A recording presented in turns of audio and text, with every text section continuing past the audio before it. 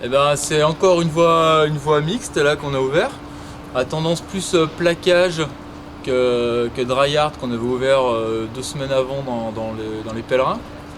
Donc c'est une voie qui suit au plus logique les plaquages qui parcourent la face nord du Peigne, légèrement à droite de pèlerinage et qui emprunte ponctuellement une voie britannique de 1967.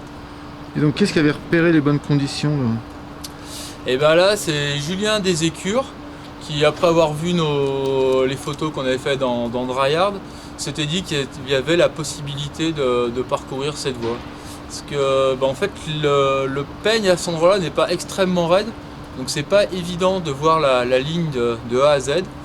Lui, il avait bien évalué le départ et restait après à voir si le sommet passait. Elle passe où cette voie là? Ouais, cette voie, grosso modo, elle attaque une vingtaine de mètres à droite de pèlerinage.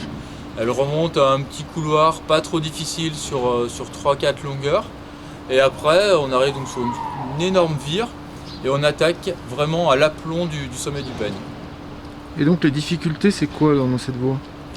Donc là, on est moins dans les difficultés physiques qu'on avait rencontrées 15 jours avant dans le Peigne.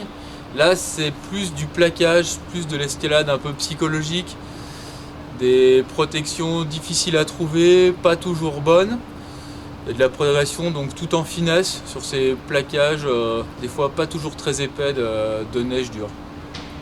Et donc, c'est des voies qui sont pas souvent formées, ça en fait. Et oui, on peut se dire que c'est quand même des voies qui sont pas souvent formées. Il faut des créneaux météo, des alternances de pluie, de beau temps, d'isothermes variables pour réussir à former ces plaquages de neige. Et donc, il y avait qui là? Donc le géniteur de l'histoire, donc Julien Desécures, et auquel se sont rajoutés Corrado Pecce et Jonathan Griffith.